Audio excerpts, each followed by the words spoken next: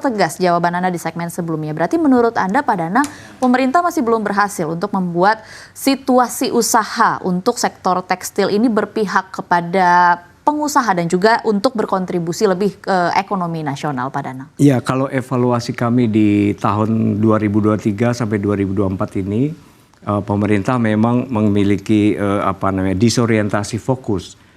Kalau dulu Presiden Jokowi arahannya adalah kembangkan manufaktur dalam negeri sebanyak-banyaknya supaya bisa menyerap tenaga kerja, kembangkan hilirisasi sebanyak-banyaknya supaya serapan tenaga kerja, kurangi ekspor komoditas, kan begitu. Nah, orientasi ini mestinya adalah disambut dengan para menterinya untuk mengembangkan industri dalam negeri secara baik dan pantas gitu. Tetapi 2023-2024 awal ini menunjukkan bahwa para menteri malahan lebih banyak membuka kemudahan bagi Indonesia menjadi negara trader gitu, menjadi negara yang perdagangan gitu, di mana masyarakat Indonesia 280 juta itu menjadi konsumen, bukan menjadi produsen gitu. Nah, orientasi ini yang harus digeser. Para menteri harus di-briefing lagi oleh Bapak Presiden apa orientasi kebijakan negara atau pemerintah, yaitu menciptakan lapangan kerja sebanyak-banyaknya, mencerdaskan kehidupan bangsa, dan memberikan kesejahteraan melalui pekerjaan, kan begitu. Nah, ini yang tidak kami lihat orkestrasi antara para menteri di kabinet saat ini. Mungkin sudah capek berpolitik ya. Jadi harus dipikir lagi bagaimana sisa beberapa bulan di usia kabinet saat ini untuk benar-benar lebih mengutamakan industri dalam negeri. Industri dalam negeri tumbuh artinya membuat kita mampu menyerap tenaga kerja lebih baik, menyerap perpajakan lebih banyak, kemudian pada ujungnya meningkatkan kesejahteraan masyarakat, kan begitu. Nah, kami menyesalkan juga para menteri ini kok lebih banyak mendengar dari suara-suara kepentingan asing. Contoh terbaru, Mbak, 2 hari yang lalu kami menerima tembusan surat dari 9 kadin asing. Ada kadin asing, saya baca sedikit ya. Kadin asing itu justru memberikan apresiasi kepada Pak Erlangga terkait dengan Pak Erlangga Menko Perekonomian terkait dengan munculnya Permendag 8. Ini ditandatangani oleh US ASEAN Business Council, AmCham, Jakarta Japan Club, Korean, European Chamber, EU ASEAN, British, German Indonesia, Italian Business Association. Yang intinya justru malahan memberikan permintaan kepada Pak Menko agar restriksi terkait importasi tekstil, ban dan macam-macam itu dibuka lebih banyak lagi. Loh, artinya kalau itu dibuka lebih banyak, artinya apa gunanya manufaktur di Indonesia? Ya udah kita beli aja impor gitu. Nah, ini kan berbahaya. Jadi kita mohon dengan sangat agar para menteri, Pak Menko, Pak Jul, Pak Agus itu untuk lebih benar-benar melihat kepentingan dalam negeri. Bapak-bapak menteri itu adalah menteri yang bertugas melayani Indonesia, bukan melayani trade asing masuk ke Indonesia. Baik. Ini yang harus digeser. Nah, kami mohon betul orkestrasi para menteri ini benar-benar sejalan dengan visi Pak Presiden. Karena tidak ada visi menteri. Visi Presiden adalah mengembangkan industri, manufaktur sebanyak-banyaknya di dalam negeri. Hilirisasi and whatever the name lah.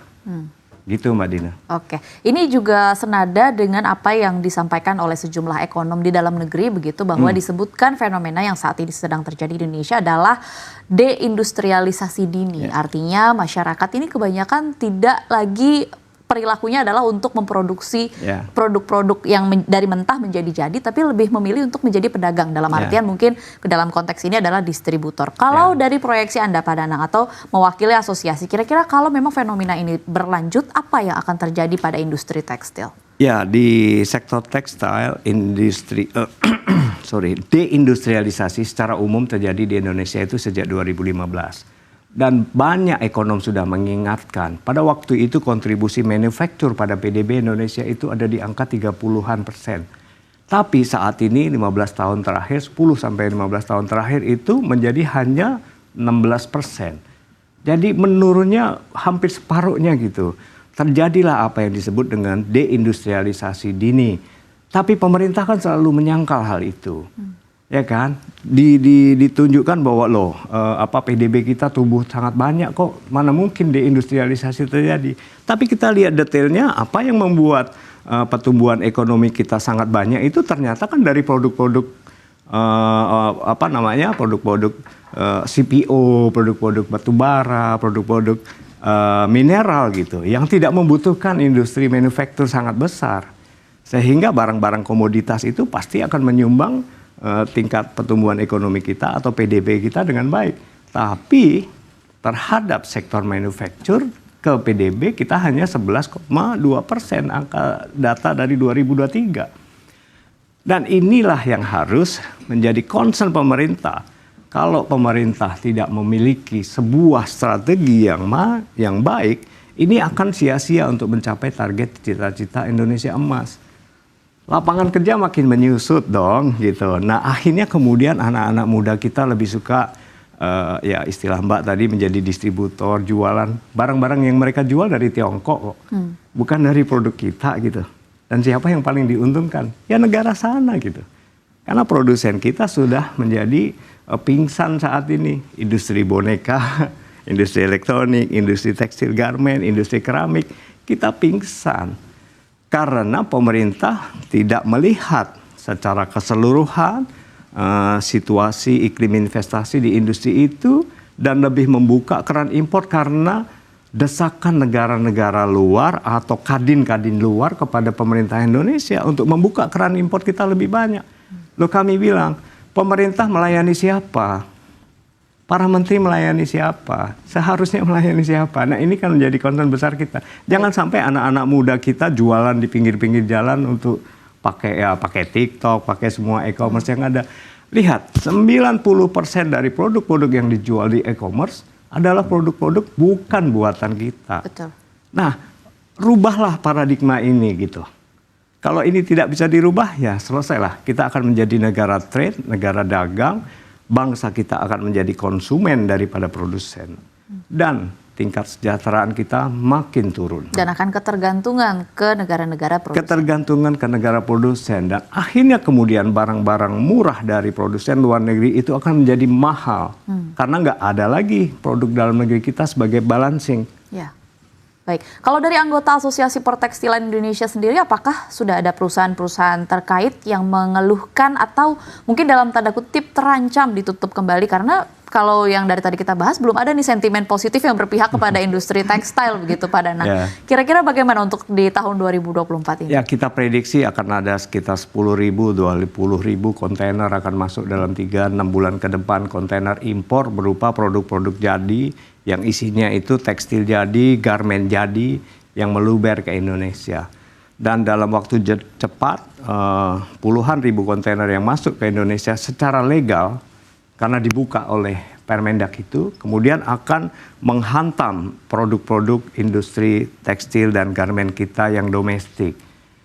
Itu yang akan terjadi. Nah, kurang lebih proyeksi kita dalam 1 tahun ke depan, apabila itu tetap terjadi, maka setiap bulan akan muncul kurang lebih 10.000 sampai 30.000 kontainer.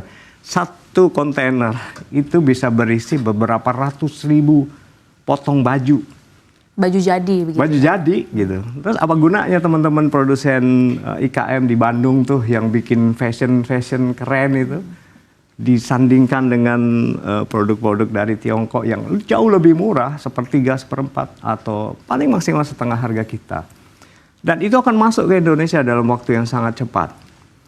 Karena apa? Karena kerannya dibuka lebar-lebar tanpa melihat kompetisi dengan teman-teman IKM kita. Nah inilah kemudian dalam 1 tahun ke depan industri tekstil pada ujungnya, karena produsen kita hulu kan tekstil, garment sudah dicekokin oleh barang-barang impor, tekstil kita nggak laku kan? Nah produsen tekstil ini akan gulung tikar dalam waktu 1 tahun ke depan, karena tidak ada lagi UKM yang beli dari industri tekstil, semuanya ambil dari impor. Nah gelombang efek bola salju kehancuran ini akan terjadi dalam 1 tahun, 2 tahun ke depan. Kalau peraturan restriktif terhadap importasi barang tidak kita ciptakan. Ini harus segera direformasi peraturan itu. Kecuali memang pemerintah mendukung adanya upaya deindustrialisasi. Kalau pemerintah tidak berpihak kepada manufaktur dalam negeri, tidak berpihak pada industri dalam negeri, ya silakan diteruskan. Dan itulah kejatuhan ekonomi kita di industri padat karya mulai dari Permendak 8 2024.